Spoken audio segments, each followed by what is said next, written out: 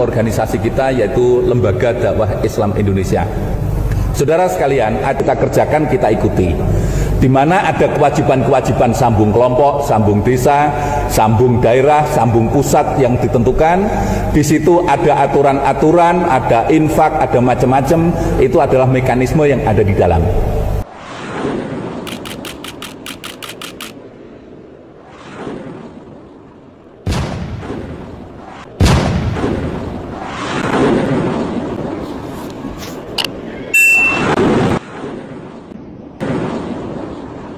Kelompok Islam Jamaah yang bernaung di bawah bendera organisasi LDII, Lembaga Dakwah Islam Indonesia, sejak beberapa tahun terakhir ini menjadi sorotan sejumlah pihak. Penyebabnya adalah karena kelompok yang telah dinyatakan sesat dan pernah dibekukan Kejaksaan Agung Republik Indonesia pada tahun 1971 ini, nyatanya sampai sekarang masih terus menyebarkan ajaran yang menyimpang dari Islam.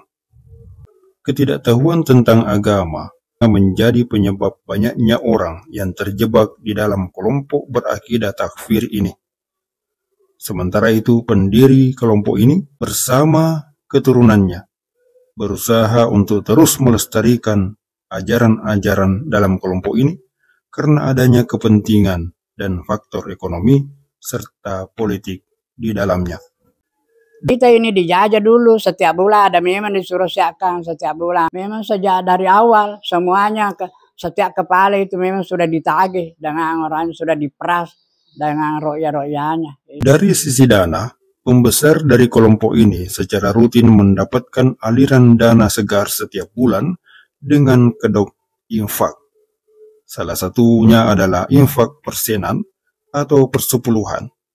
Dikatakan persepuluhan karena infak yang disetor setiap bulan kepada sang Amir Islam Jamaah itu diambil dari 1/10 dari penghasilan bulanan setiap pengikutnya.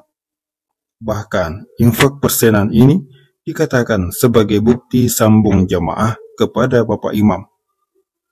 Sementara sambung sendiri adalah istilah yang merupakan salah satu isi dari 5 bab: ngaji, ngamal, membela, sambung, dan taat. Tepuk 5 bab: ngaji, ngamal, membela, sambung jamaah, taat. Sambung yang dianggap sebagai salah satu kewajiban dalam Islam versi LDII, sebagaimana diungkapkan Ketua Umum Pengurus Pusat LDII, Kriswanto Santoso. Organisasi kita yaitu Lembaga Dakwah Islam Indonesia. Saudara sekalian, kita kerjakan, kita ikuti. Di mana ada kewajiban-kewajiban sambung kelompok, sambung desa, sambung daerah, sambung pusat yang ditentukan. Di situ ada aturan-aturan, ada infak, ada macam-macam. Itu adalah mekanisme yang ada di dalam. Ada sebuah ungkapan yang sering diulang-ulang oleh para pembesar Islam Jamaah kepada pengikutnya, yakni tidak perlu pintar, yang penting faham. Mereka memang dipaksa untuk terus bodoh dan memiliki keterbatasan dalam pemahaman agama. Lalu dengan keterbatasan ilmu itulah, para pembesar dari kelompok ini dengan leluasa mencekoki pengikut-pengikutnya dengan ajaran-ajaran yang menyimpang dari syariat. Itu diambil uangnya itu untuk persiapan itu. Siapa yang pembelaan ini 24 kolong, lain juga itu 10%. Nah itu, saking banyaknya itu uang memang dikerok di situ dalamnya itu. Kita ditipu. 10% itu sudah lama, 2 tahun lebih saya nggak. Sudah 3 tahun saya nggak persenan itu karena gejolak ini karena sama-sama di teman saya juga punya teman di Nasrani itu sama, dia pakai 10%, loh kok sama dengan apa yang saya lakukan, apa memang ada? Ajaran-ajaran dan amalan-amalan dari kelompok Islam Jamaah itu nyata menyimpang, namun dikatakan sebagai ilmu paling benar, paling sah, dan paling murni. Pengikut-pengikut atau jemaah-jemaah yang lugu itu hanya mampu pasrah menerima dan meyakini ajaran menyimpang itu dengan menganggapnya sebagai kebenaran. Mereka tidak memiliki pembanding. Jamaah LDI itu tidak memiliki kemampuan menakar derajat kebenaran dari ajaran yang mereka terima.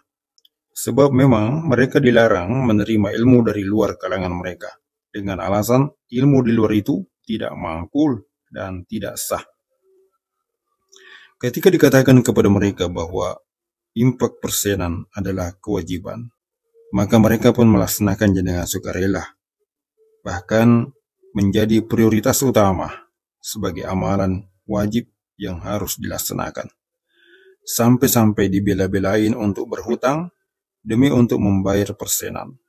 Meskipun terkadang kehidupan ekonomi para jamaah LDI sangatlah sempit dan sulit. Padahal tidak ada satupun dalil syariat yang membenarkan mengenai praktek infak persenan itu. Dengan apa yang saya lakukan, apa memang ada dalilnya yang seperti ini? Nah, ternyata saya ditunjukkan oleh teman saya di Tirmidzi, persenan itu sama dengan Rasulullah itu sudah mengharamkan. Jadi itu yang saya tahu, loh, kok seperti ini? Akhirnya saya nggak persenan itu sudah.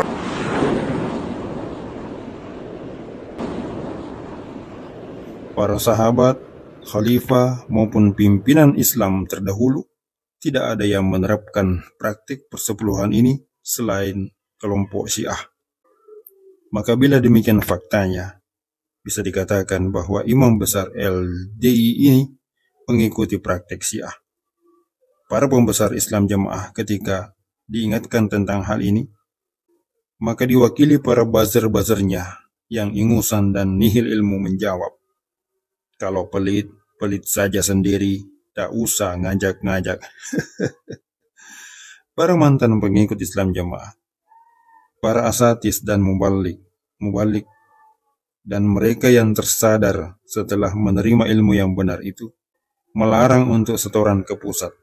Bukan karena pelit, bukan karena melarang infak, tetapi sekedar mengingatkan bahwa praktik seperti itu adalah salah dan menyelisihi sunnah.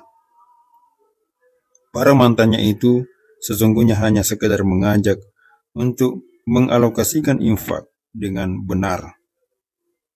Benar tujuannya sebagaimana di dalam Al-Baqarah ayat 215 yang bermakna, mereka bertanya tentang apa yang mereka infakkan. Jawablah, apa saja harta yang kamu nafkahkan hendaklah diberikan kepada ibu bapa, kaum kerabat, anak-anak yatim, orang-orang miskin, dan orang-orang yang sedang dalam perjalanan. Juga pada ayat 273 disebutkan, berinfaklah kepada orang-orang fakir yang terikat oleh jihad di dalam jalan Allah. Mereka tidak dapat berusaha di bumi, orang yang tidak tahu menyangka mereka orang kaya karena memelihara diri dari meminta-minta. Kamu kenal mereka dengan sifat-sifatnya, mereka tidak meminta kepada orang secara mendesak. Dan apa saja harta yang baik yang kamu nafkahkan di jalan Allah, maka sesungguhnya Allah Maha mengetahui. Diperkuat dengan sabda Rasulullah yang artinya, ada dinar yang kamu infakkan di jalan Allah, dinar yang kamu infakkan untuk memerdekakan budak, dan dinar yang kamu sedekahkan kepada orang miskin. Namun dinar yang kamu keluarkan untuk keluargamu, anak istrimu, lebih besar pahalanya. Hadis riwayat Muslim. Dari dalil-dalil itu kita menjadi faham bahwa secara syariat, infak itu ditujukan kepada keluarga, anak istri, orang tua, kaum kerabat, anak yatim, orang miskin, orang yang sedang safar dan kehabisan bekal, orang fakir yang tersibukkan dengan urusan sabilillah sehingga tidak sempat mencari rezeki. Tentang jenis harta yang diinfakkan juga dijelaskan di dalam Al-Baqarah 219 bahwa infak adalah kelebihan harta dari kebutuhan atau kelebihan dari keperluan. Dari dua poin itu saja sudah tergambar jelas bagi kita bahwa alokasi infak persenan yang diwajibkan yang ditujukan kepada Bapak Imam oleh pengikut Islam Jamaah adalah salah, sebab sang imam besar LDI itu bukan termasuk dalam golongan penerima infak. Kemudian ditinjau dari kategori harta yang diinfakkan, dalam infak persenan Islam Jamaah juga bertentangan dengan syariat.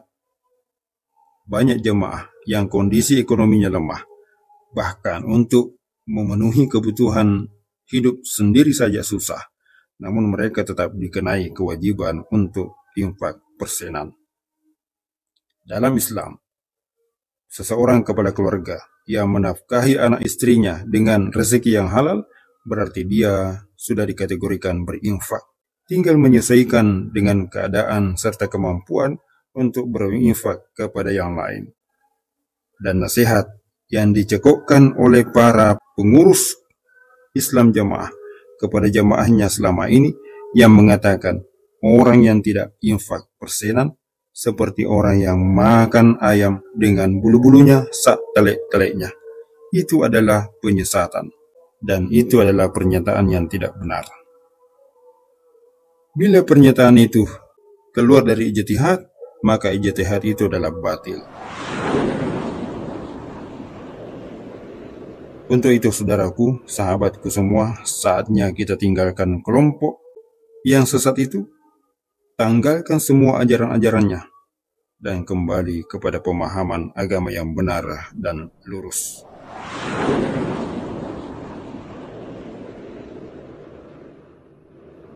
Sekian celotehan.